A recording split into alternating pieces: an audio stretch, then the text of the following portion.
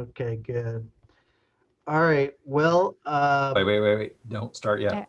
I'm still okay, waiting for it to get to populate the YouTube page so I can get the link on the website up. gotcha. Just give me a moment. Yeah, we'll just treat this as a normal meeting with roll call and everything. So Okay. there's Allison. Oh, there you go. Hi, Allison. How are you? Can you hear us? Hello. How are you? Hello. Welcome. Welcome, Allison. So we've got the other PRAB members here. Louisa, Jeremy, Jenny, and Ha is our chair. So everybody's on. Are you ready? Otherwise, Robert? Yeah, we're all set and going now. Okay, very good. All right. Well, welcome, Allison. We're gonna I know it's a little different than normal. We're usually all in front of each other, but we're just gonna treat it like a usual meeting. So,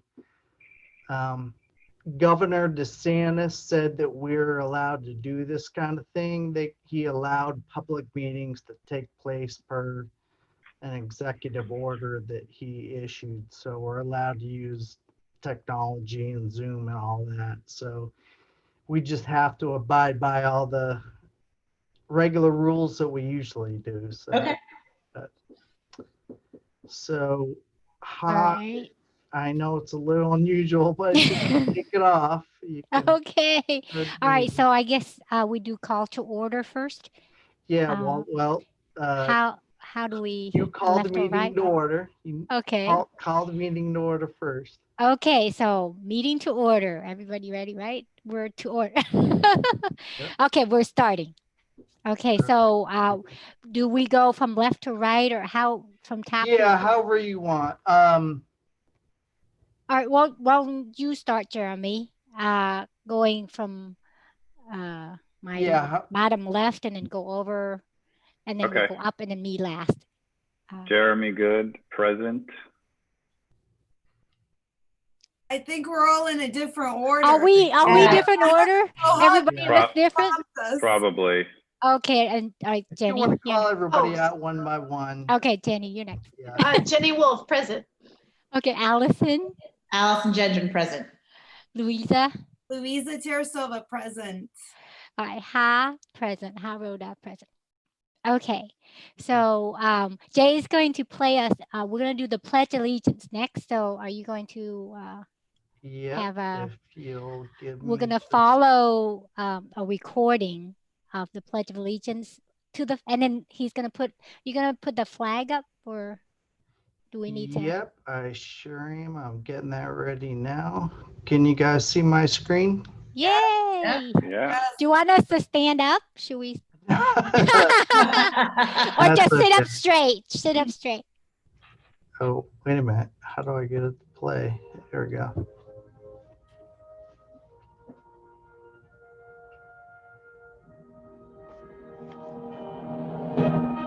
I pledge allegiance to the flag Flag. of the United States of America. America. and to the To republic the republic for which For it which it stands. stands. one One nation, nation. under under God, God, indivisible, indivisible, with with liberty liberty and and justice justice for all. for all. For all. for all. For all. It's I think there's a little lag or like a delay in our. Yeah, that's okay. It's difficult to do. Hi, Every- this is Miss Tracy, Oh. and we're going to recite the Pledge of Allegiance. Okay. Hello. Working out the kinks, Jay. Yeah, exactly. Our first Zoom meeting. All right. That's out of the way. So, Okay. So now we're at the approval of minutes. Does everybody have the notes in front of them on the minutes from the last time? I know Allison is not here last time, so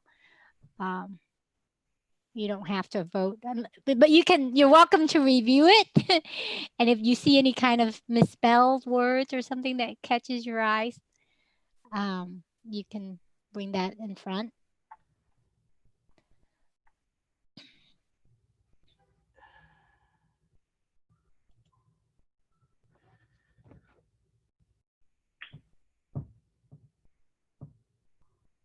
So does anybody see anything? Anybody want to motion first? I can for anything? motion to approve the meeting minutes from last time, from March 4th, 2020. So I motion to approve the minutes from March 4th, 2020. Okay, and anyone I second? Second the motion. Thank you.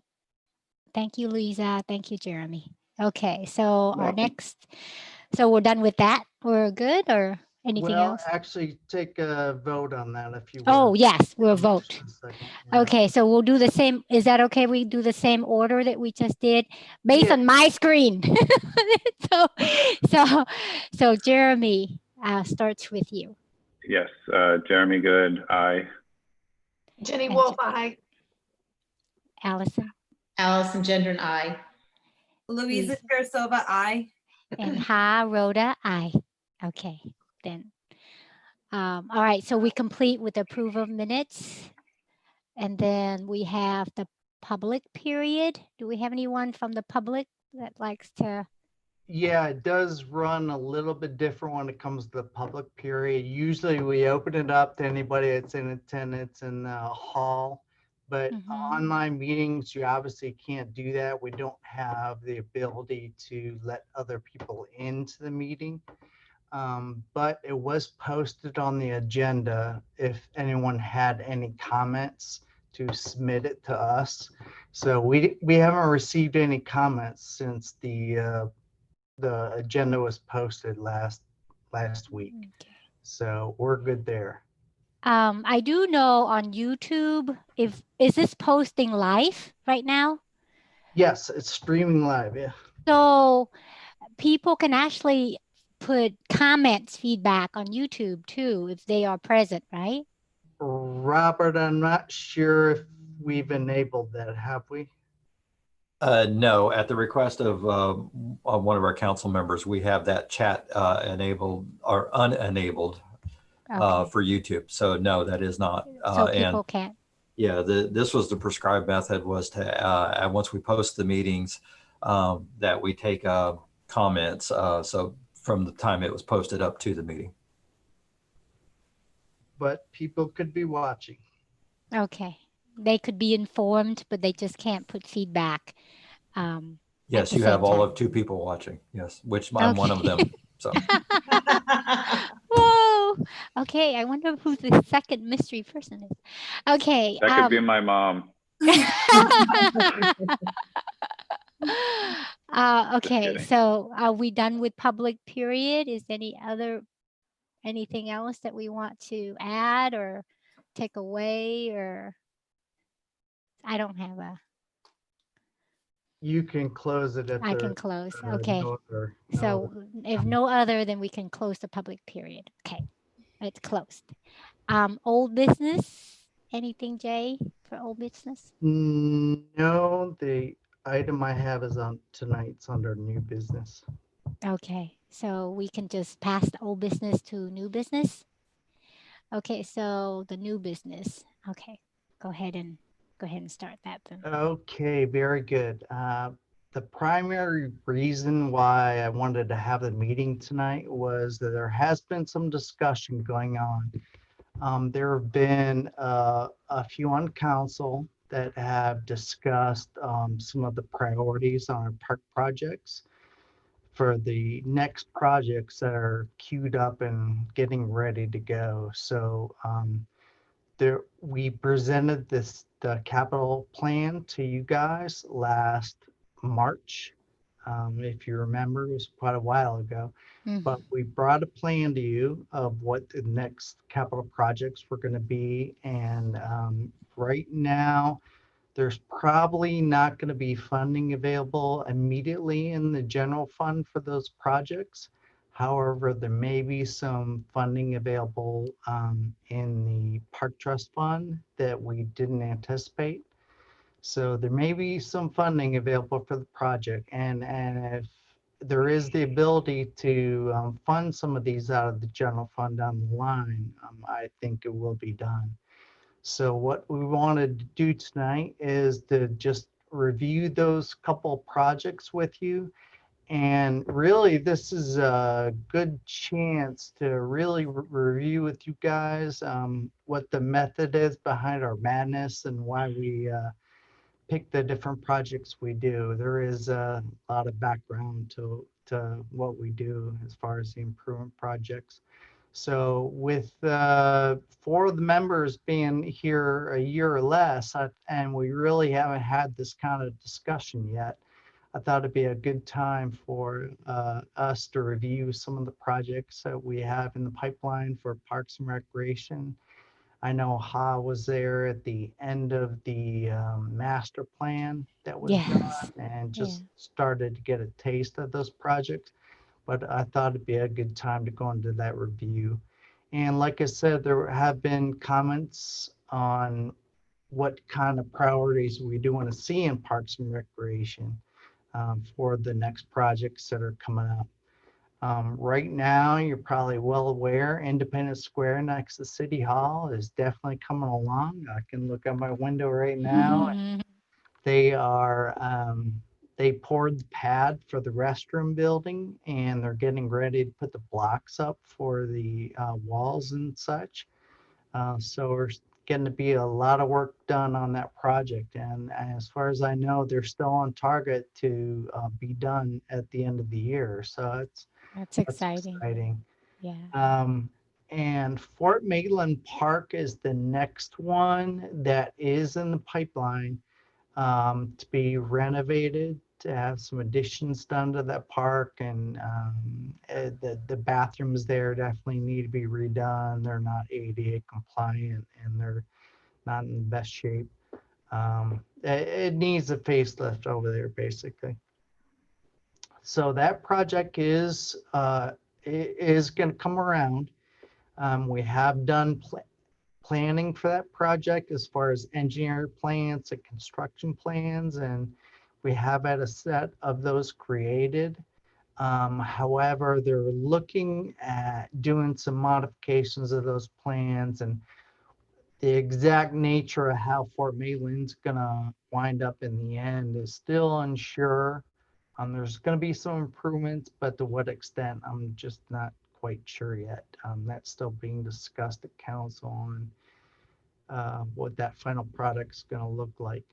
So with those 2 projects, they're definitely coming. Obviously, the one's being built right now and Fort Maitland's shortly behind it. So the projects I want to talk about tonight are actually the next few projects after that are coming up potentially this next fiscal year. Our fiscal year starts October 1st. And that's the reason this discussion came up was council right now, they're in the main part of approving a budget for us to begin on October 1st. So that's got to be done in the next couple of months. And they're trying to figure out just how that budget is going to finalize and all those kind of things go along with that on the capital projects and the operational spending that we do as a city. So they're in a lot of discussions right now on that. And like I said, look at my light. If there is the potential that some of those next few park projects may come up this next year, so I just want to do a little review with you guys. So if you'll give me just a second, I have a presentation ready. Okay.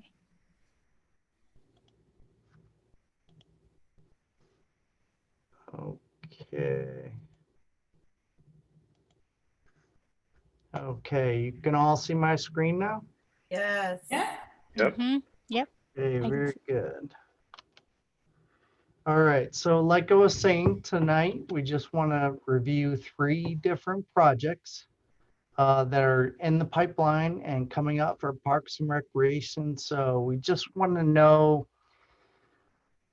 there's a priority order that was already created in the Parks and Recreation Master Plan that was done 3 years ago. However, we'd like to know if the current PRAB has any different feeling on how these projects are prioritized and which ones may, if there's a current need in the community for a certain one of these projects to be prioritized over the other two, then we'd like to know. So, like I said, what we did 3 years ago, it was adopted in 2017, was our last version of the Parks and Recreation Master Plan. We call it 2.0. And there was a lot of work that was put into that master plan, a lot of review. We had a subcommittee of PRAB that worked on it for more than a year. So there was a lot of wrangling that went on with the information we were able to obtain and the input methods we got, and figuring out what was going to come out of this master plan. What we do with this master plan is essentially, when I bring you guys that capital plan in March of every year, it comes out of the master plan. Basically, this master plan, as you can see, is 2017 to 27.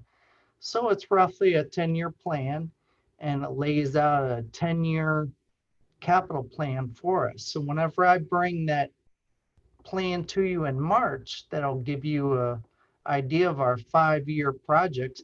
It comes out of this Parks and Recreation Master Plan that was created for us. So when I talk about the method behind our madness, this is really it. This is pretty much our Parks and Recreation Bible. There was a lot of thought and information that went into this. So that's what we go by when we decide on what projects are going to be constructed. So like I said, there was a lot of information that was gathered. There was a mail out survey that went to 1 out of every 4 residents in Maitland. It was a statistically valid mail survey that we got a good response for, and gave us a lot of good information. And we put a lot of our decisions were based on just the survey. We took into account a lot of other things, but the survey gave us a lot of good information. We know that, we hear from some people, but we're not sure if those people that might come to our meeting and talk to us, if they really represent the community as a whole. Well, this mail survey really gave us a good look into what the residents of Maitland think and what they'd like to see in Parks and Recreation. So that was a big part of the information, but we did a number of other methods. We had a separate online survey that anybody could reply to. We did stakeholder interviews with groups like Little League, Maitland Soccer, Art and History, the library, Civic Center, the city council members. So we had all kinds of meetings on different people that were stakeholders in what we decide. So that was an important method of input that we got. We did a number of public meetings on the master plan decisions specifically. We had several PRAB workshops. We looked at all the trend data on what was going on in Parks and Recreation and what other Parks and Recreation agencies were doing across the country. We looked at the demographics of Maitland and what the residents that lived here, what the demographics really were, and that might really spell out what people like to see and what they'd like to do here in Parks and Recreation in Maitland. We had a consultant group that helped us with the master plan, and they took a good look at our facilities and our programs and what we have and what needs to be updated, what needs to be modified. So we gleaned a lot of information from that as well. So that was a good factor. And we also had feedback from our consultants. They let us know a lot of things are going on nationally, a lot of things going on at other agencies. So those were pretty much the input methods that we went through when we were deciding on what projects and what ought to come out of the Parks and Recreation Master Plan. So we put all of that information together, and it evolved into a set of prioritized recommendations. And we boiled everything down. We weighted some things a little heavier than other input methods, but we took all that information, put it in a pot, and this is what it really boiled down to, was these prioritized recommendations. So these are the prioritized recommendations. There were a number of recommendations for facilities you can see there. And probably the two biggest things that came out of the Parks and Recreation Master Plan were those first two under facilities. Just in general, people were real interested in keeping our parks current, making sure that they are attractive, that the facilities are well taken care of, that there's modern facilities there. And the other big thing that came out was to develop pathways and trails to connect our parks and throughout the community. There was a lot of strong data, especially in the mail survey that went out, that said that is really one of the priorities that people would like to see that live here. They really want to see, excuse me, a good trail system that is good for people to get out and exercise on, to take their kids out on, take their families, that kind of thing. And you see the other priorities there, to preserve and acquire land in underserved areas. We do have a good, I'll show you some maps later on in the presentation, but we do have a pretty good coverage of parks throughout the community. And I'll point that out later. But the priority was to preserve and acquire land where we could in areas where it made sense.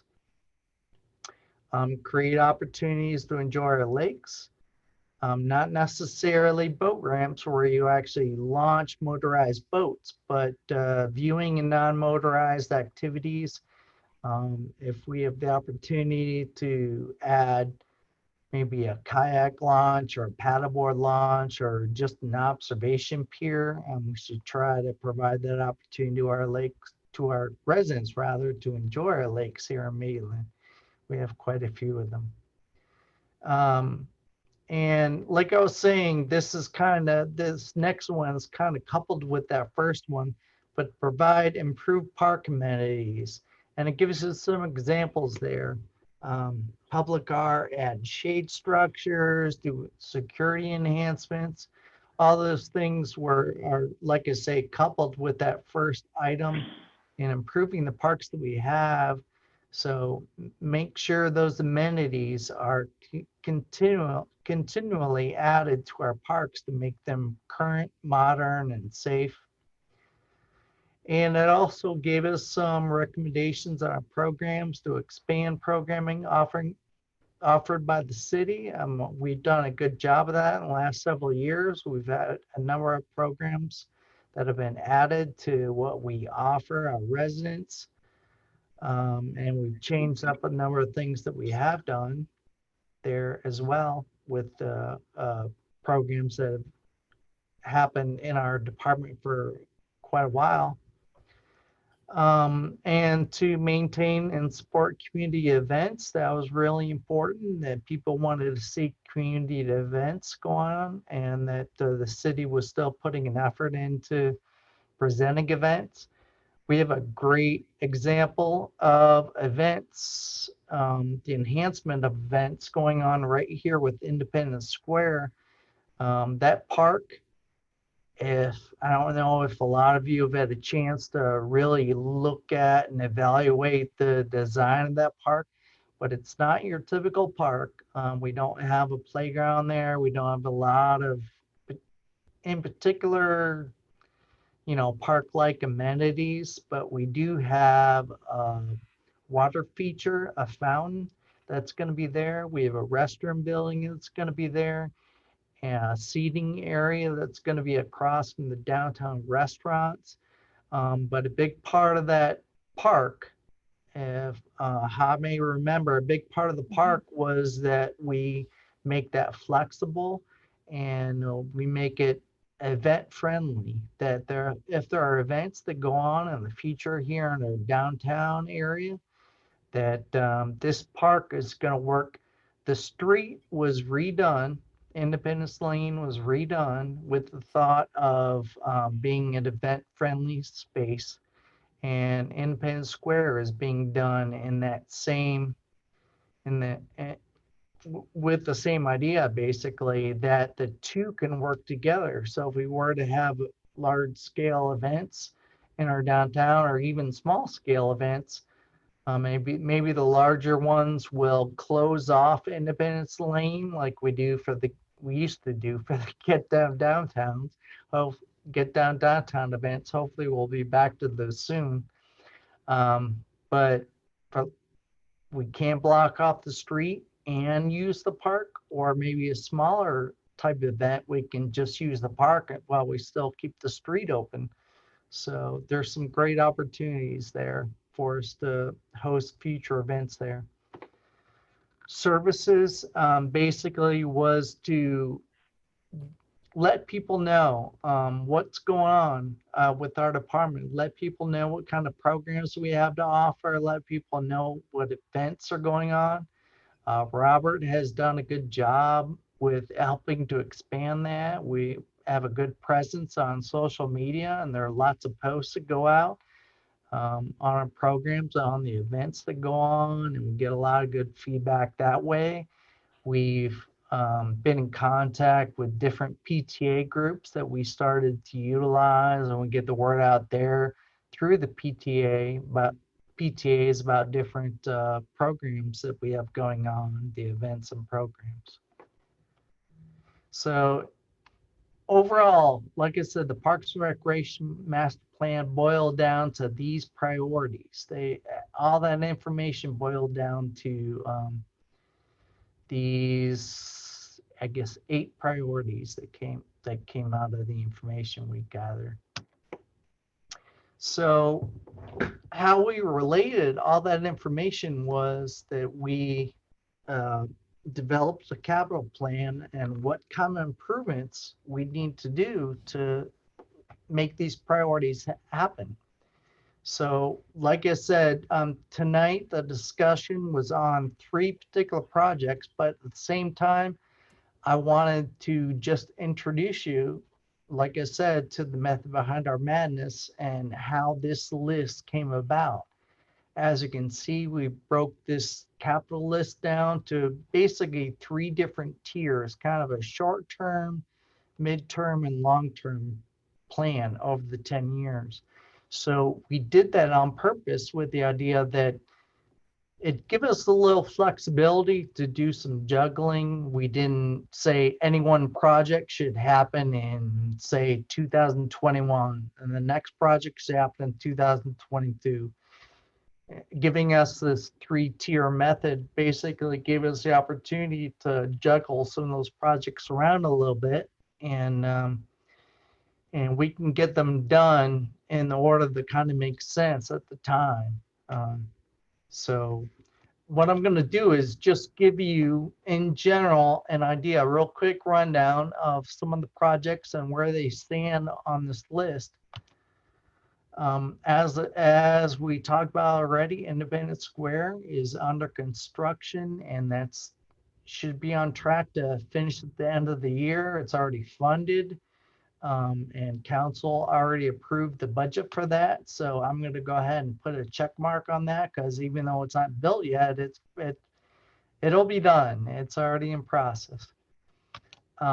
Hill Rec was really one of our next projects, and that's one of the 3 that's under discussion tonight.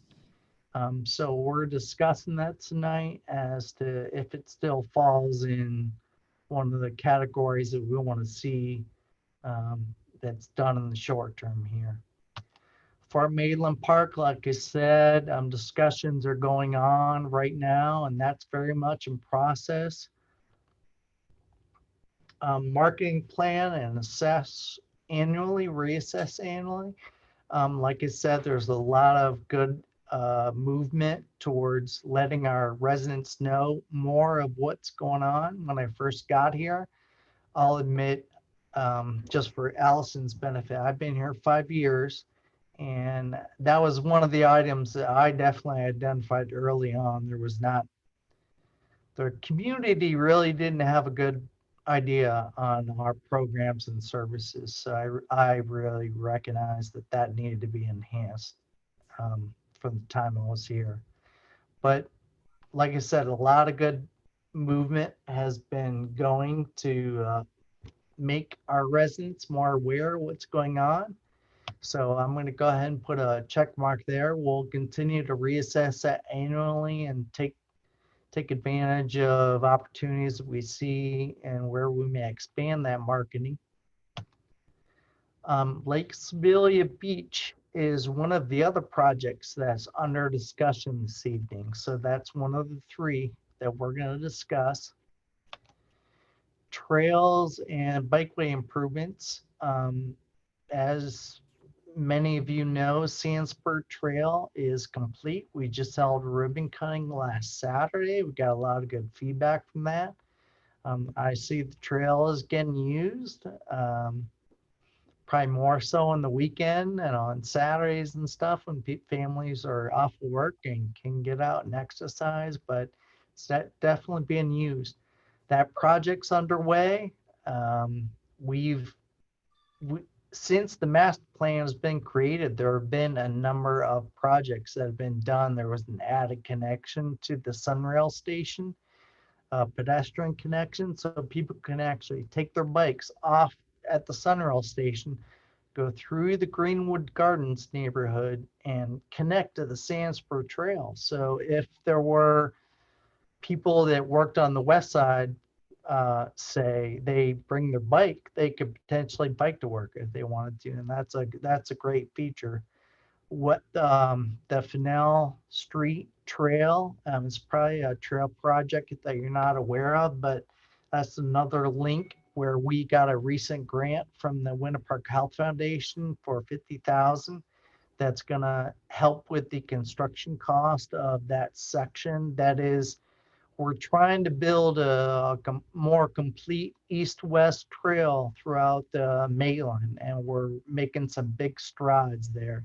And Sandsburg was a big part of that. So we're definitely glad that's underway, but I'm going to go ahead and give that a check mark as well, because that's, there's very much been some accomplishments in that front. Winfield Park, you probably don't recognize that, but that's actually Fennell Park on the west side of Maitland. That's actually the project that was completed last year. So that's done. So I'll go ahead and give that a check mark. The Maitland Community Park improvements and building expansion, that was an idea that came out of the master plan to evaluate if it made sense to expand the building at the community park. The community center there, we do have a meeting room, we call it, where we do have many programs that go on there and the senior center. But the idea was to potentially expand that building if it made sense. Well, I'll be honest with you, you know, now I have a number of years under my belt. I don't feel it definitely makes sense yet at this point, and I'm not sure it will. The first step in that expansion would be to do a feasibility study, and a feasibility study is in the 5th year of the CIP, but I'm not quite sure we're ready to move on that, but we're keeping our eye on that and seeing if it makes sense. We do also have 2 community centers already in our community, so it may not make sense given, you know, we're not that large of a community to begin with. But we already have the Jewish Community Center and we have the RDV Sports Complex. So there's already 2. May not make sense to expand the building, and when we already have two competing buildings and agencies that are already doing the same kind of programming. But like I said, we'll keep our eye on that. And the feasibility study is in the 2025 capital plan right now. It's sitting there in case we want to pull the trigger on that. Lake Destiny soccer field improvements, that's on hold right now. The idea was to do some expansion of Lake Destiny and make it more of a neighborhood park that would be open. The idea was to add a playground there, add a perimeter trail around the soccer field, because pretty much right now it's just a soccer field, and that's all it's at this at that site. But to be honest, I'm not sure that makes a lot of sense to me to go forward with that project right now. We did open up Fennell Park. We are doing a number of expansions that are going on with our trail system, like I said, which will connect into West Maitland. So that like Destiny expansion is on hold right now. There may be some feasibility issues with pulling that off as well. Lake Lilly improvements are partially done. One of the items was to change out the water fountains that were there. We already did that. The bathrooms are being renovated. It's already approved by council to be renovated this fall. So I'm going to go ahead and put a check mark there. That's very exciting, Jay. Yep. Yeah, should be a good project. It is. The Lake Lilly Park, I mean, it's one of that and the community park are probably our two biggest visibility parks we have in Maitland. And Lake Lilly Park underwent a park improvement project back in the late 90s. And in the 5 years I've been here, there have been a lot of different improvements that have taken place to renovate those 20-year-old improvements. The boardwalk has been changed out. Like I said, the water fountains have been changed out. The trash receptacles and benches have all been changed out. So there have been a number of improvements. Just the bathroom hasn't been done, and that's getting pretty dated. But like I said, that's in the works to be done. Bellevue Park projects, that mainly was, again, a renovation of the restrooms. And that is in the CIP in the 2024 right now. Hill Pass Park improvements, that is to create, not sure if you're aware where Hill Pass Park is, but it's on the north side of Greenwood Gardens. It basically separates Greenwood Gardens from Maitland Boulevard.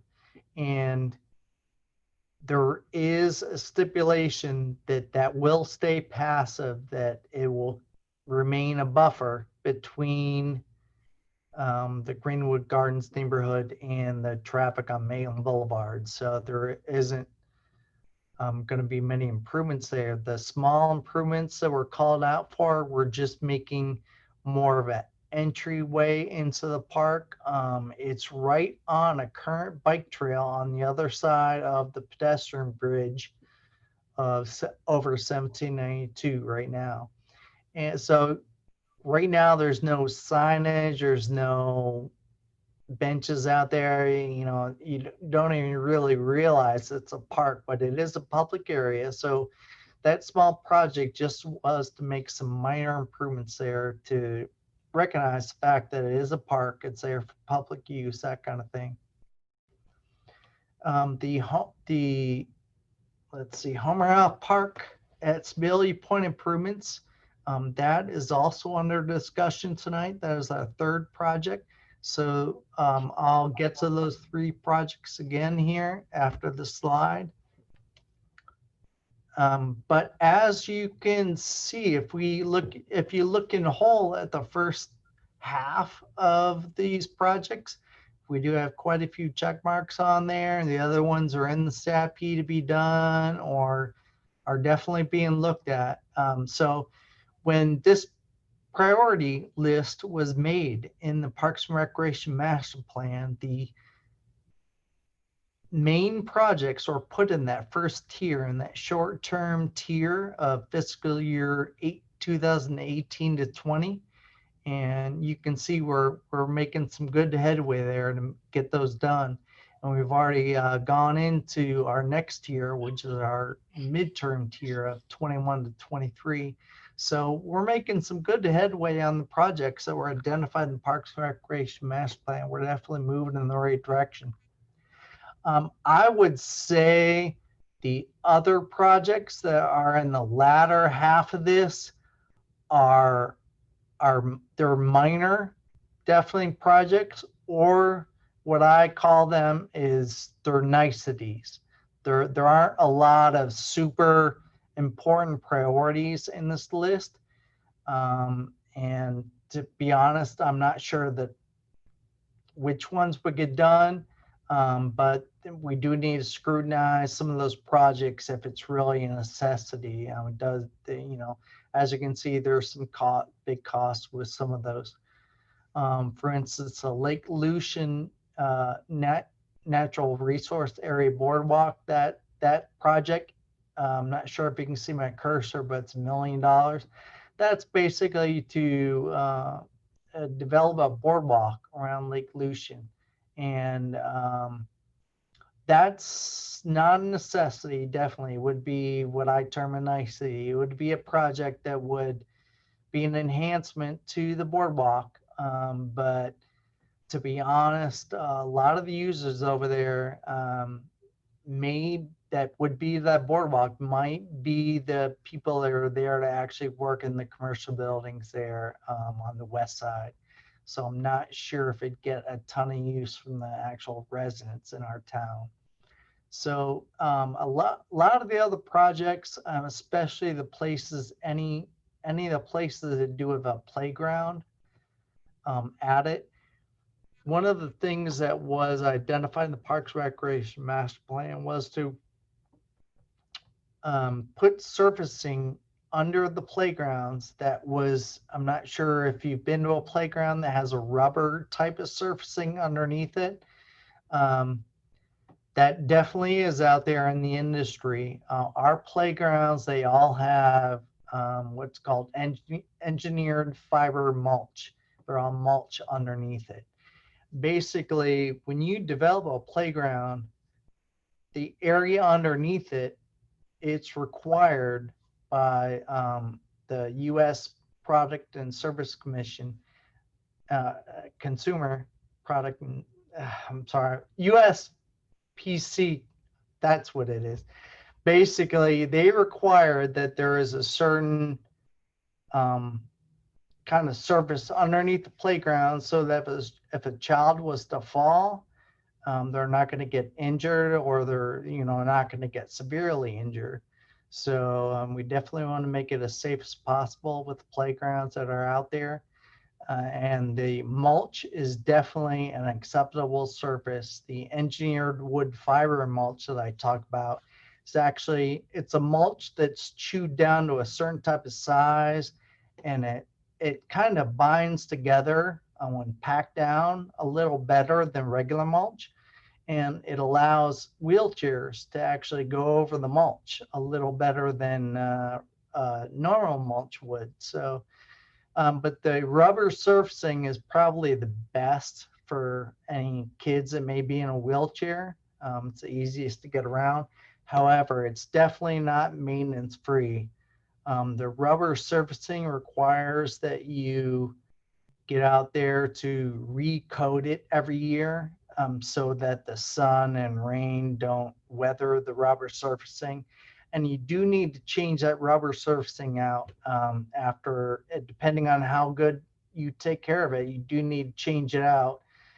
I'd probably say anywhere between 10 and 20 years. So it's definitely not maintenance free.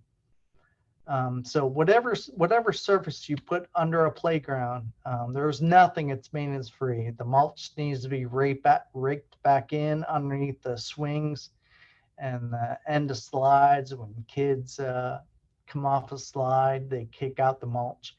So nothing's maintenance free, but a lot of the projects that are in the plan as a whole, any of the projects that had a playground at it, any of the facilities, there was a call to replace the wood mulch with that rubber surfacing, and not sure that makes exact sense in all the locations that we have. The mulch is already serving a good purpose at the playgrounds and is efficient. With these last two items that are on that list that you see, they were to assess opportunities to acquire land, and we're definitely keeping our eye on that. That's ongoing. And to maintain and support community events, like I said in the programming recommendations. That is ongoing. We are keeping an eye on that. Definitely, we have a number of new events that are planned for Independence Square once it's done. The Get Down Downtown series has been a big success, so we're happy to have those downtown events go on. We've added the Fall Festival that actually goes on at Halloween, and we've also added a Easter event that happens out at the Maitland Community Park. So we do have a number of events that have happened since the Parks and Rec master plan has been created. I haven't quite put a check mark on that. We're gonna keep moving in that direction to develop new events, but we've definitely made some headway. So let me get into those three projects a little more. Hill Recreation Center is right in the middle of the screen. I'm not sure. Can you see my cursor? You guys are out loud, guys. See, huh? All right, it's right there in the middle of Maitland. This is 1792 that cuts right through Maitland. This is Maitland Boulevard that goes straight north-south. And the Hill Recreation Center Park is right there. It's off of Sibilia Avenue. If you were to take a left, if you're headed north on Maitland Boulevard and take a left, that would get you there. So Hill Rec Park basically looks like this. There are two tennis courts there. They are used quite a bit. We have quite a few tennis players here in Maitland. But you'll see a large open area over here to the left side of your screen. That was the location of an old school. We actually got this property from Orange County, I believe back in the 70s it was. That building was still there, but they have since built new schools, obviously, where the kids go. But this used to be the first school building, I believe, in Maitland. It was Hill School. And that building remained there after the city obtained this property. That building was actually the Park and Recreation offices for a while. But eventually that building was tore down. It was old and antiquated and, not in good shape at all. So it was tore down. But now there's a large open area there to the left side of your screen. So I'll take you through just what that project's going to entail. In this first area, we plan on adding a playground and a single picnic table with a pavilion there in case people wanted to eat their lunch. We'd put a grill there as well if people wanted to have the picnic. That particular playground model that's shown there with the integrated shade structure, it's on it. We actually chose that particular model because it does already have some built-in shade. We aren't looking to make this a destination park, but we want to make it a neighborhood park. And that size playground would be a great addition for a neighborhood park. It's not, not huge by any means, but but we'd like to add those to that general area there off the playground.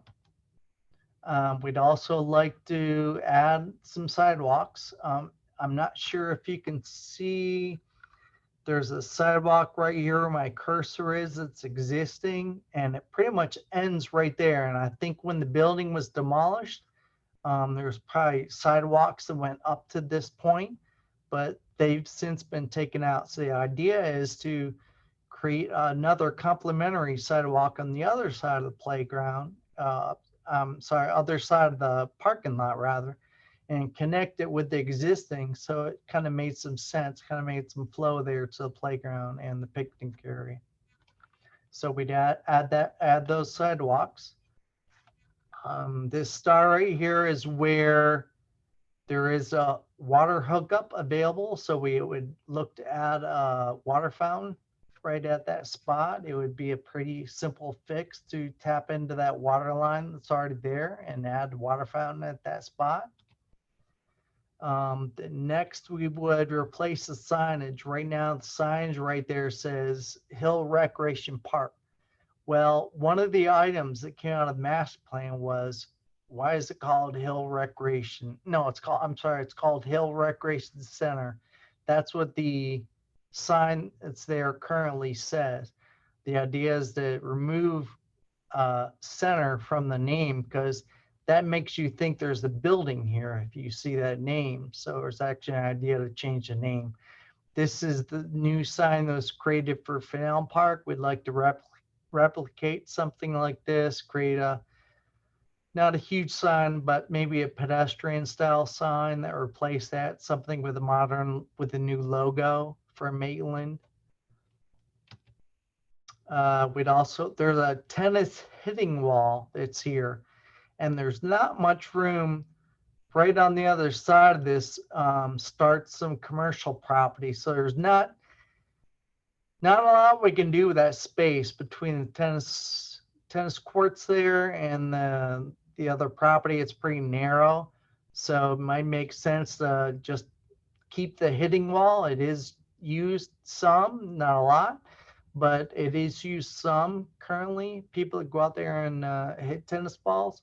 We'd like to repaint that because it's in need of it. There's been some graffiti that have been put on that wall, and we'd like to put some graffiti-proof paint on there.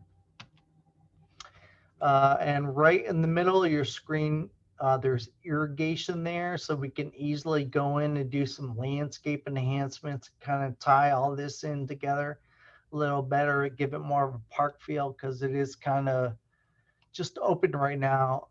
Really, the tennis courts are pretty much the only feature that's there right now.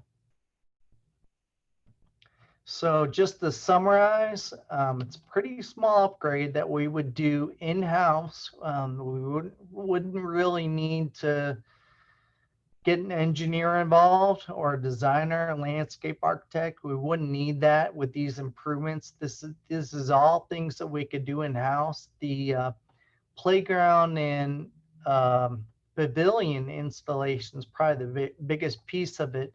We can get a contract with a contractor, with a provider of playgrounds, and they can directly do it for us. So that's really all the planning that we need for that piece. We wouldn't really need to do a full plan.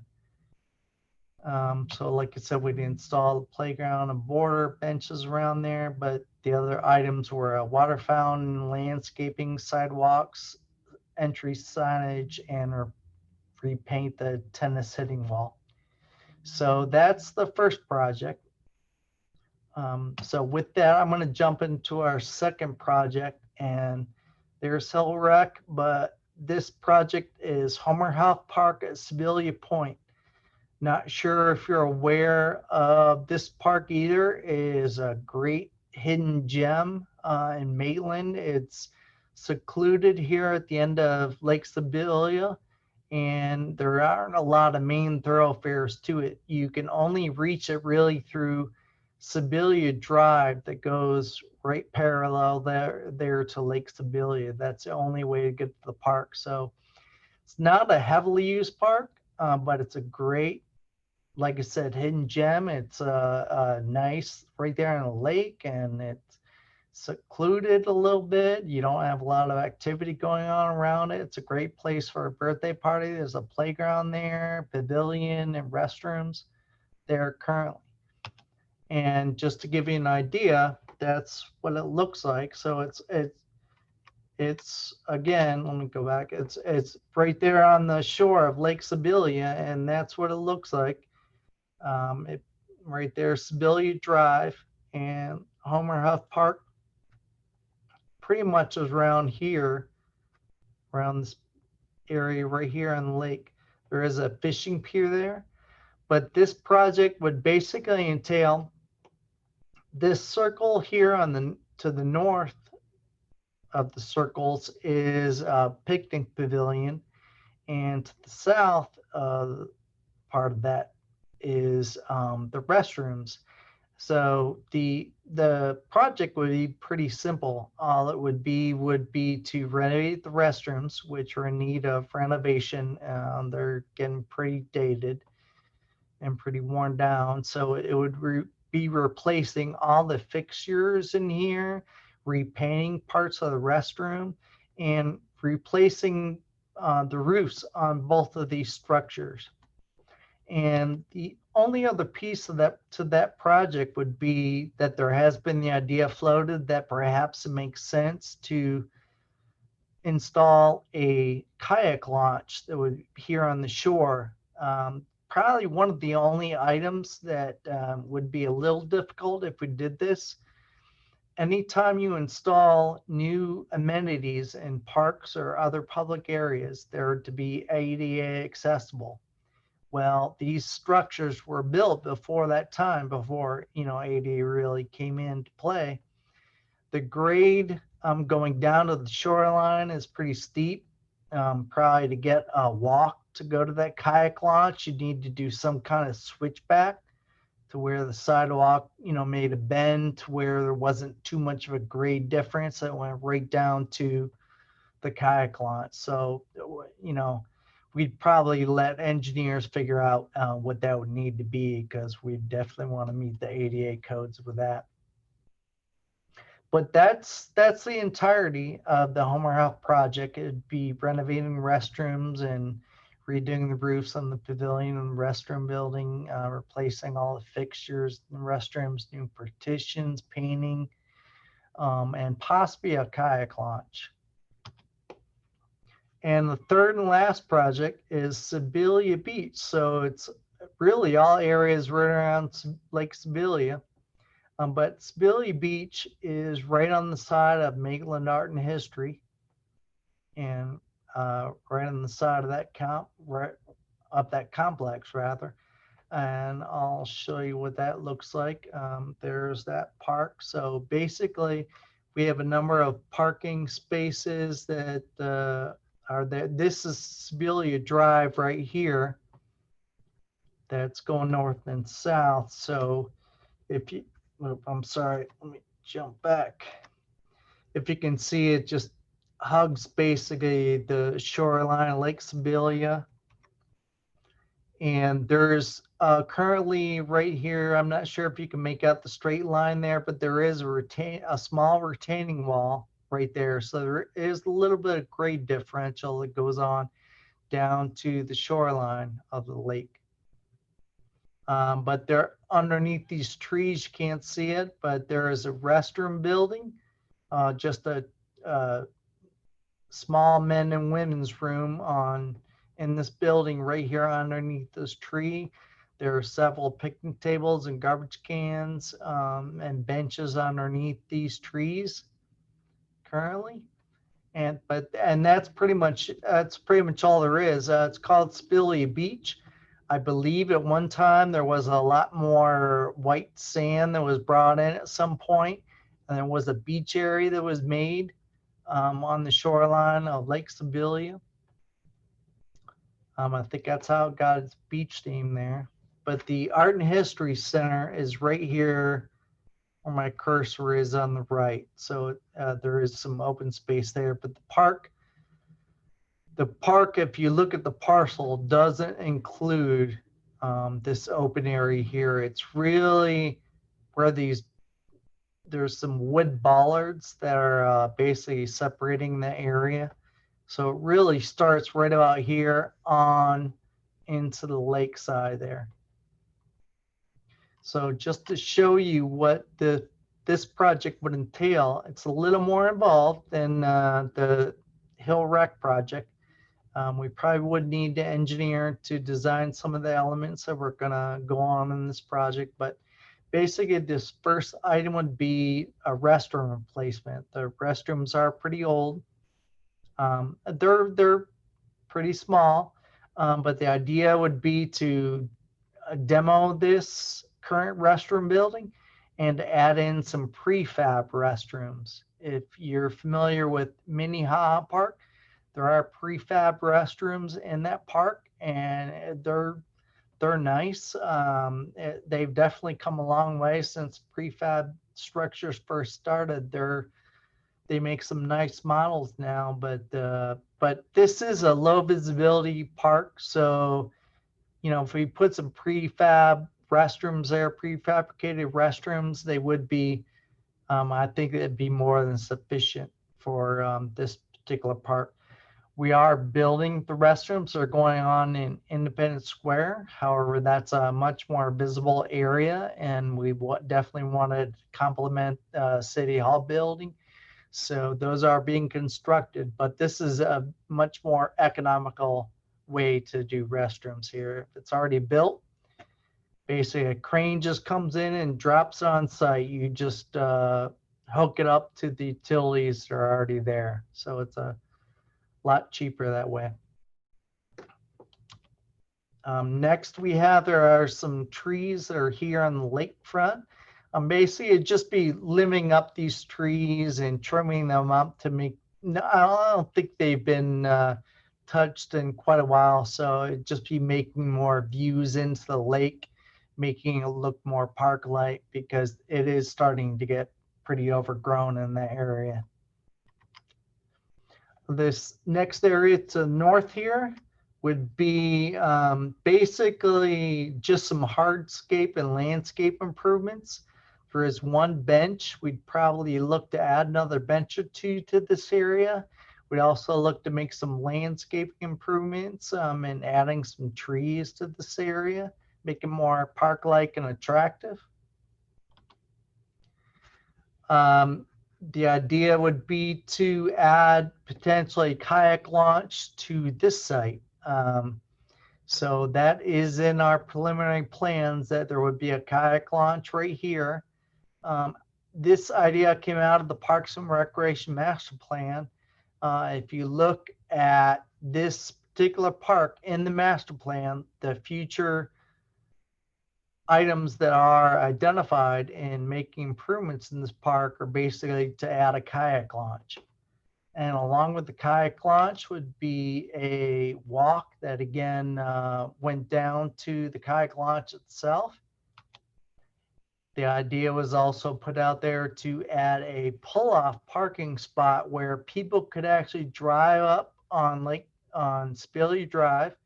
They could unload their paddleboards or kayaks here and then head on into the park to do their parking. So basically it wouldn't be where they would need to carry it from the parking spaces that are here in the park. That would just be a little bit more convenient for them to do that. And as I mentioned, this area here has some picnic tables already. The idea would be several of those need to be replaced. They're dented or they're dated or damaged, and they need to be replaced. If they were replaced, we'd probably want to make them ADA accessible to where they had a pad poured underneath them. Right now there's just grass. So if we do make some improvements there, we again need to make that ADA accessible, and we probably want to put either a concrete pad or some brick pavers underneath the picnic tables to make them accessible. And again, we'd probably want to replace a few of the trash cans there that are damaged.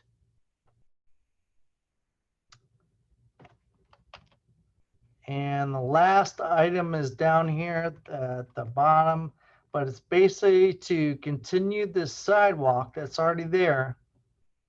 But to continue the sidewalk, the edge of the property is right about here. And something that came out of there's a bike ped master plan for Maitland. It identifies many of the bike projects and pedestrian enhancements in the city. One of the ideas is to make a sidewalk. Right now, there is not a sidewalk that exists during much of the area along the sides of Lake Sibilia. So this sidewalk addition would just be one of those projects where it called out for a sidewalk to encircle Lake Sibilia. And this would just be one more piece of it. While we're at it and doing some other improvements, we could pour this sidewalk just to further the idea of making a complete circle around Lake Sibilia, or at least on the south side of Lake Sibilia, continue that sidewalk rather. So those are the three projects that, and really the way that it was laid out in the Parks and Recreation Master Plan. And if I could go back real quick a few slides just to show you that list again. Get there we go. Okay, the current priorities are to do hill rec first. Like I said, this number here was adding some other improvements, but we since scaled it back, and like I said, it's a simple project. Overall, we're looking at somewhere in the neighborhood of 100,000 for that particular project. But that was hill rec was the next one that was on the list to be done.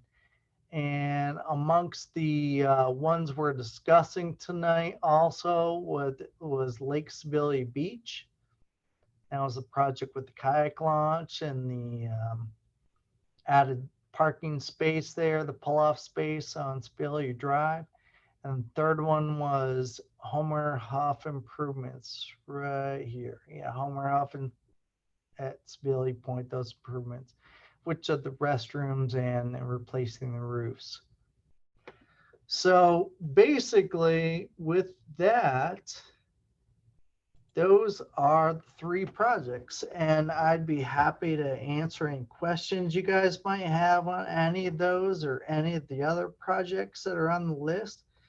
But basically, council just was curious if those priorities still were in play, or if you guys really had any strong feelings on if any one of those projects ought to be put forward first. So I just wanted to get some discussion going. We're not really doing a formal vote on this. I'm just looking to get some general ideas from you guys and consensus on what we ought to look at when it comes to those three projects. I have a question, Jay. Sure. About the Sibilia Beach Park. What's Yeah. going on with those bathrooms now? They're there, but they're not usable, or are they open? They were closed for quite a while. That may be what you're thinking of. They are open right now. However, Hurricane, I forget the You don't name. want to use them. Dora? I'm not sure if it was Yeah. the last hurricane or the two Irma. hurricanes. One of them took off a pretty good sized limb, and it did some damage to the roof. So we did have them closed for probably about a year and a half before we had the roof replacement looked at and shored up to the point to where we could open the bathrooms back up. So it was closed down for quite a while, but they are open currently right now. They're pretty funky though. Yeah, they're old Yeah. and definitely not up to code. I have a quick question. I remember way back, was it that area was where they needed, or during around the Lake Sibylla area where the Little League came and they had problem with the neighbors and they were going to the bathroom. Was that area or was it somewhere else? Yeah, I remember the discussion. No, that was Sibylla School. Oh, Basically, there were soccer players going out there and using the bushes as a bathroom. so was there any solution to that now that I've just thought of that? Yeah, Kind of sidetracked. Sorry. we've since put a portable restroom out there. Okay. So there is one there. Okay. Yeah. I didn't know when we were talking about that, it was within Yeah, that area or not. that was another site. Okay. Okay. Thank you. Mhm. Jay, so in the beginning, you talked a little bit about this being funded through another means than originally intended. Is there any, I guess, fiscal consideration to, which part gets funded first, and, just advice you might have regarding that, or considerations we may need to consider as a board around the funds to get these done? Sure. Yeah, I can give you a little insight on that. The Hill Rec project is probably the Hill Rec and the Homer Huff improvements that were going on with the restroom. They're about the same. They're roughly in the 100,000 range. Lake Spilly Beach would probably be closer to 300,000-400,000 by the time all those improvements were done. So there is some difference there. And what I talked a little bit about was when I brought the list to you guys in March. At that time, we were thinking that the Park Trust Fund would be depleted. However, Fort Maitland is now being diminished a little bit. It's being taken down from the scale that it was at. So it's not going to be as expensive. So there is the likelihood that there is going to be some funding that's left in the Park Trust Fund that could be utilized for some of these projects. How much, we're not exactly sure. The Independence Square project is being totally funded by the Park Trust Fund. And just to refresh everybody, Park Trust Fund, I'm not sure if we talked about this specifically, but Park Trust Fund is all developer fees that were paid for by developers. So when the apartments came in, when people built houses, they have to pay a certain amount per unit into the Park Trust Fund. And that pays for basically parks that are needed for the increased population that happens in Maitland. So if the population goes up, there's more of a demand on the parks. And so the development basically helps to fund those improvements that go on. So the Park Trust Fund is kind of contingent on whatever really happens with Fort Maitland. We know how much this is going to cost. That's pretty much set in stone right now. The budget's already been approved. So we know, but we're not sure on what the Fort Maitland project's going to cost. So after that project is kind of chewed on by council a little bit and figured out on how dynamic those improvements should be, that'll determine how much is going to be left. And there's probably funding left in the Park Trust Fund. Excuse me. In addition, there's $289,000 that were borrowed from the Park Trust Fund quite some time ago from the CRA, the Community Redevelopment Agency. It's an arm of the city, basically. But some funding was borrowed from the CRA, and it's already in the budget for that to be paid back this year. So we're getting an additional $289,000 that we really weren't counting on, but we're getting that in this next year. So that's good. That'll free up some funding and allow us to do some more projects as well. Out of curiosity, I know you said the Hill Center, the tennis center there, it was originally budgeted for around 700,000, but now that current project you showed was around 100. What was it originally? I got some notes here, Allison, that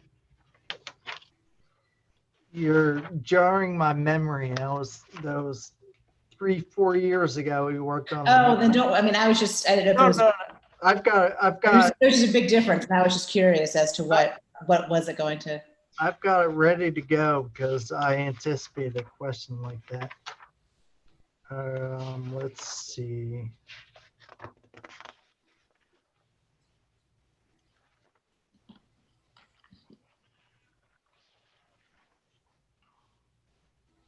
Okay, Hill was basically, it was a playground addition. It was adding signage. It was adding probably more significant sidewalks than what I showed. It was adding a little practice area to that open space that I showed there. But one of the ideas that we left a lot of that open space, you might have figured out when we added in the playground there was still quite a bit of space there. And the idea is to potentially still add a phase 2 to improvements there to utilize some of that open space there. Some ideas that I'm throwing out there as far as a community garden, doing a kind of a perimeter walking path around the area, potentially adding pickleball courts to the area, to an extension to the tennis courts that are out there. So we're not sure on where that'll land, but yeah, we kind of left some area there where we could do some future expansion. Okay. But just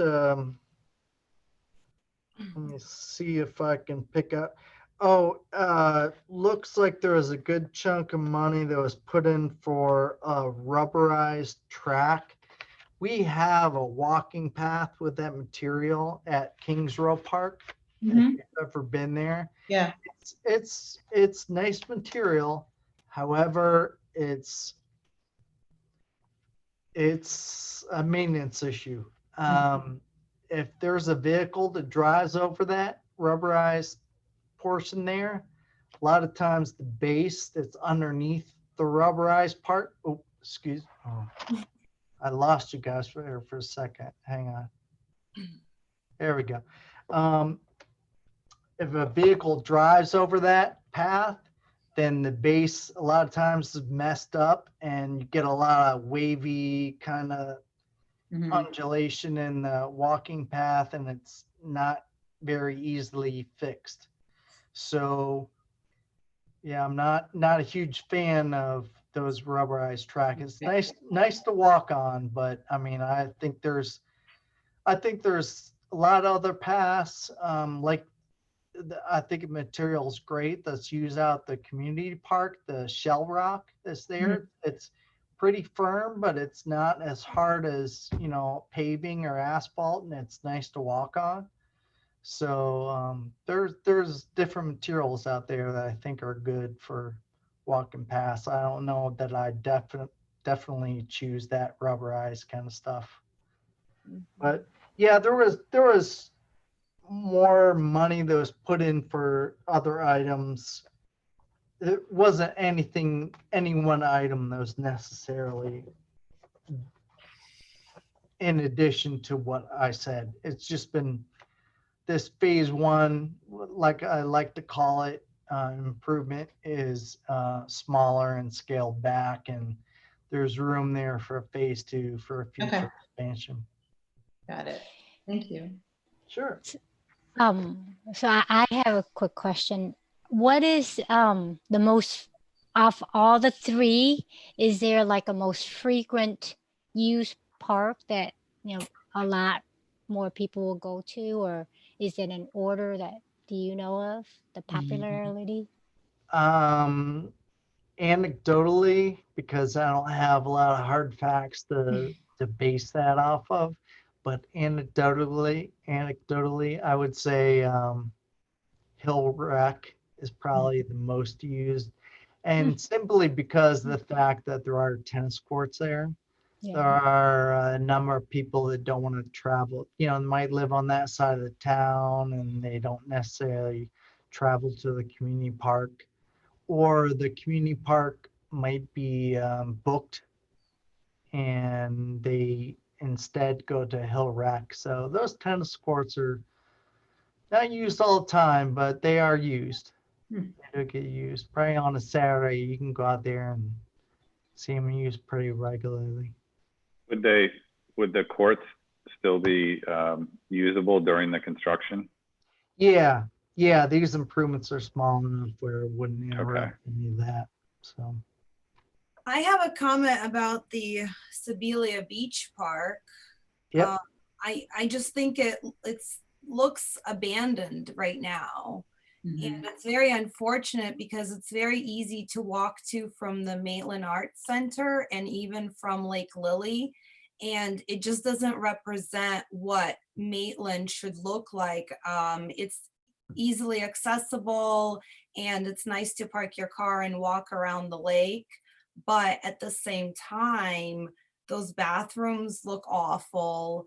That beach is non-existent. It looks like, well, the grass has grown over it. So I see very few people. I think most people are reluctant to even approach the water from that beach area because it just looks, it's unclear whether it's even accessible to the public or not. There's one bench there and it's such a beautiful area. And I think it has so much potential, and especially potential to show off Maitland. And I think since one of the priorities is to make the lakes more usable and enjoyable, I think that might maybe something to consider to prioritize that project, since the Howard Hughes Park looks like it's in pretty good shape. It's got that nice dock there that you can use, and it doesn't look abandoned, at least. And it sounds like I haven't seen Hill Recreational Park, but it sounds like people are using and at least has some usable facilities, versus the Lake Spilly Beach just looks completely like what happened. Yeah, I'd concur. There's not any improvements that I know of have been done since I've been here. So that's, that particular property, that's definitely fallen by the wayside a little bit, needs some improvements. And that's why it's definitely on our list. So with the landscaping improvements I was talking about and the hardscape improvements, we definitely try to make it more attractive and usable and make it definitely seem more like a park, more like a public area that's there for park use. So that's definitely a big part of the project. I have a question about that. There's a church right next to it and there are benches. That's private property, is that correct?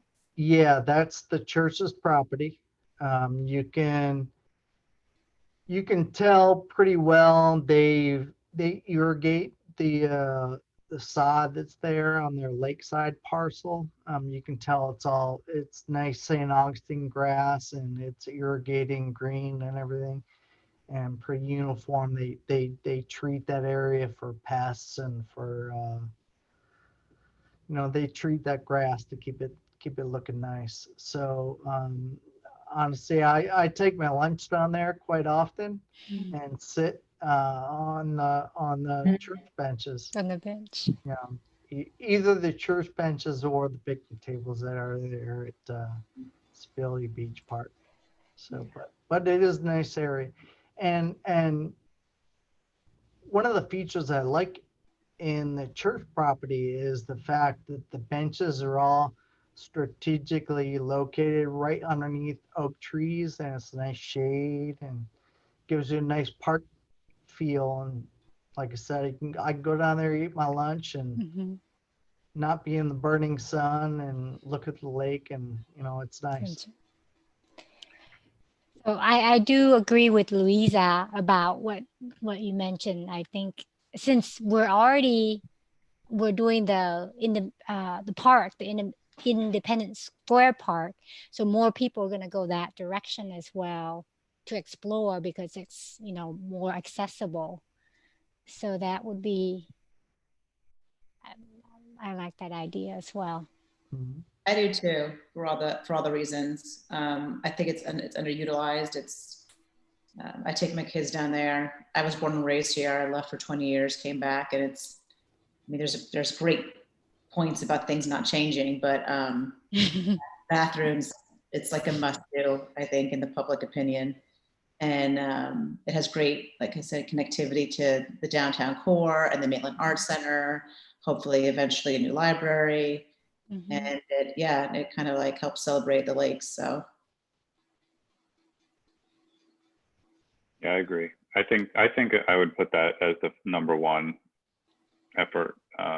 It's kind of a flagship location for Maitland. Sibelia is a beautiful lake area, and that one of all of them seems to be the one most in need of some rehab.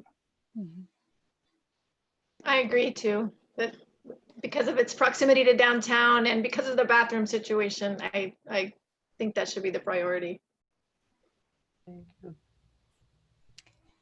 So do we need to vote on? We don't need to vote on that. Yeah, I'm not really looking for a vote. Yeah, it sounds like everybody's in agreement that that ought to probably be the first one we look at Mhm. in the next stage of our planning. So, okay, all right, that sounds good. This Can is I- exciting. I always thought, what is going on with that park? So to see Yeah. that eventually it will be prioritized, I think it's just going to be great for Maitland. Yeah. and the I kayak agree. launch with the access, the lot with the actual, Mhm. With the kayak, the accessibility, then you'll drop off your car. right? I think it's massive. I think since it was in the priorities of accessibility to the lakes for non-motorized, it'd be awesome. Yeah. And Jay sent an email out back when the beginning of the COVID thing where we do the scavenger thing. And that was one of the scavenger. And I was there just, I took my daughter to do the scavenger. And yeah, it's, we check out the bathroom and it's like, oh, so yeah, it is huge and it's really nice. And I love, how the church had that layout. It's more inviting than the park itself. So yeah, and I noticed that people come to the park and they end up on the church's property, and it's just unfortunate because I'm sure the church is happy to have them, but if there's city space, why not make it nice too? So Can I throw out there, okay, if we call that the first project on our list, is there a preference on Hill Rec versus the Homer Health Park? my thought probably, well, since the second would be the hill rack, I think, because that is the most common. The only reason why I thought of Homer was being third was because there's already a launch pad for Sibelia. So we have that already. And then so the third would be Homer, would make sense. And Homer's also already had everything. It's just needing touch up, a little less things that it needs to be done. So that's my thought. I have a question about what you said about Homer Hughes. You said that there needs to be roofs replaced. What is the timeline on that? How soon do they need to be? I don't think it's in desperate need of being replaced. So yeah, I don't think there's a time issue there. I think it's just the fact that while we were doing the rehab, it is getting to that time to where can look at replacing the roof. So I don't think it's anything critical. I would agree with what Haas said about that being a hill rec being a second priority. Me too. I think so too. Yeah, I think Homer Hughes is in great condition. I think it looks good. It's complete. It's got a lot of good features. Well, good. You guys made it easy then. And pretty much everybody's on the same page. Can I ask kind of like on topic, but yet off? How are we in solar wise? Do we want to look for that for the park, or, like you mentioned with the roof being replaced? I mean, can we take advantage of that in any way for solar that Maitland can go toward? Yeah, no, sure. We could, I can definitely have some conversations with our maintenance manager from Public Works, who will be involved in the improvement projects, and see if there's opportunities to where it makes sense to involve some solar in some of those upgrades. Yeah. Even like light poles, like throughout Maitland's, we're putting more lights up. And I've seen there are lights that has solar to it. And, every time you have that, that would help also as well. Just another thought.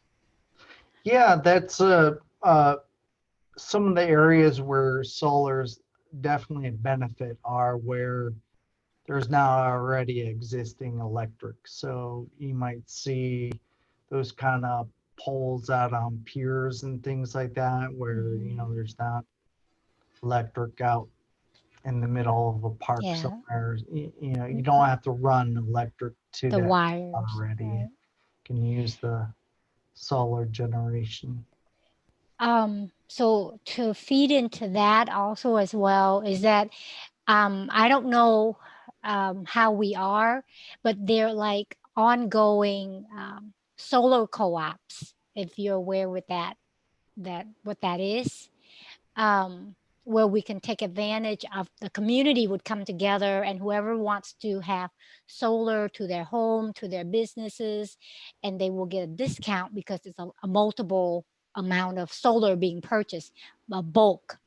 So I don't know if Maitland can take advantage of that solar co-op as well. Like there's one right now that's going on for Orange County. So all over Orange County, you can be part of that co-op and take advantage of the discount that they would, buy in bulk. I don't, but it happens frequently, like different county, different groups and things like that. And it doesn't cost anything for us because I'm right now part of one of the solar Orange County co-op right now, and we're looking into doing our house to put solar. So I didn't know if that is something Maitland would like to take advantage of, in the future or current or whatever, that could help since if we're putting in a lot of panels, that would help with the discount as well, and that's beneficial to the city. The city council just last year, they passed a sustainability ordinance, and it had 13 specific points on, where we can be more sustainable in our operations and that kind of thing. So there's definitely a lot of attention right now on what we can do to be more efficient, be a better member of the community, and take advantage of a lot of those things that would help to make us more sustainable. So yeah, that'd be a good fit. And like I said, I'll bring it up to our maintenance manager on what we may be able to work into some of these projects. Yeah, that would be good. Jay, sorry, this is Robert Sargent. We actually are a member of the Orlando Solar Co-op. If you go to itsmymaitland.com/solar, you'll get all the information on it, that we're already part of that co-op.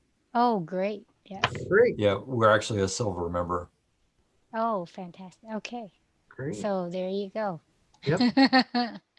Yeah. So it's an app right now. It's really good because I was wanting to do it for my house for a while. So this really helped with the discount and stuff for the because everybody, it's a bulk price that we're getting through. So Good. Okay, very good. Well, I'll take that list forward as we discussed with putting Lake Spilly Beach first and Hillwreck second and Homer Huff third. And those will be our next projects. And like I said, as funding becomes available, we'll try to work those in that order. So I'll keep you abreast if we when we may be able to start some work on those projects. And I'll keep you up to speed on what happens with Fort Maitland as well. So. Awesome. So that's all I really had for old business, was just that one item, or new business. new business. Yeah. Okay, so we'll. I gotta tell you, how my light keeps going off because we're a green building. This is a green certified building. To Oh, if all- there's no motion, then you get it. Yeah. Candlelight, Jay, just use candles. Okay, so then we're closing with new business. Anybody else had anything else? If not, we can go on to any other business the board deems advisable. Anyone want to say anything? Well, if not, I would like to welcome Allison again. Thank you for being here. Welcome. Thanks. I'm excited to So, be part of the board. I appreciate it. yes. So we're excited to have you. So, and Jeremy, sorry, we rules the women. You're Okay, I've worked for 10 years now for a women-owned business, so I'm totally used to it. Yay. Okay, well, great. So I do have one thing that I found I wanted to share real quick is in July, July 4th, because the fireworks didn't happen and stuff. So we decided to have a picnic at one of the park. So we went to Maitland Community Park, and it was so nice. I really enjoyed, what we have. And then we just went, but it was pretty empty because not a lot of people were there. So we had a picnic and with my family, and it was just, I really appreciate the fact that we kept really, everything really nice there, and and I really enjoyed it. So thank you for keeping it update and stuff. Well, just to give you a real quick staff update, we've canceled all our events through fall. So we're now aiming at January 1st. Hopefully we can start again. But of course, as we all know, that we'll wait and see what happens. So yeah, nothing's going on through fall right now. We do have our boat ramp open. We have tennis courts open. The basketball courts are still closed. Playgrounds are still closed. And we are getting some comments on playgrounds being closed because some playgrounds are opening back up. Seminole County opened back up. Winter Park's open.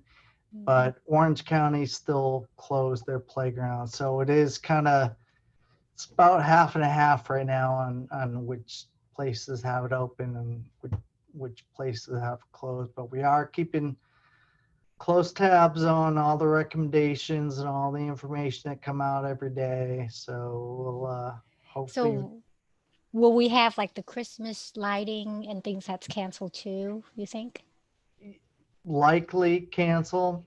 I know that's towards the tail end of fall, but yeah, we've put a hold on everything right now through January 1st. And, should there be some miracle and, the numbers start getting a lot better, then yeah, we'd probably look at having the Christmas event, but it's probably not likely right now.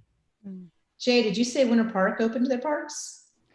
I don't have firsthand knowledge of that, but someone told me that Hall Branch Park is open. That's a Winter Park park. Right. Oh, interesting. I don't know. So I'm not sure if they have recently or not. So are you guys doing that based on, so then is it an individual county decision or is it governed by like what Mayor Demings is recommending? Or We are going a lot off of the recommendations come Yeah. from Mayor Demings.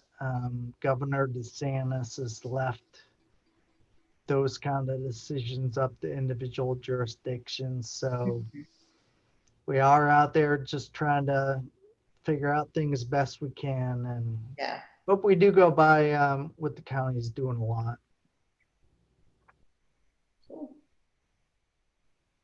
Anything else? Okay, well, Bro?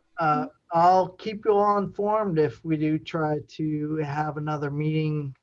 For Hopefully, next month? yeah. Hopefully it'll be in person sometime soon, but I don't know. Might wind up doing the Zoom meetings for a little bit while longer. So we'll see. Good. Okay. All right. Very good. Thank you. Meeting adjourned. Huh? Yep. Oh, yes, meeting adjourned. Okay. I don't have a gravel, right. so I'm like, All right. bye. Have a good All night. right. All right. Well, Good Thanks, night. everybody. Thank you. Good to see you. So we are adjourned at 8:12. All right. Very good. Meeting adjourned. Thanks. Take care. Thank you. Bye. Bye. Bye.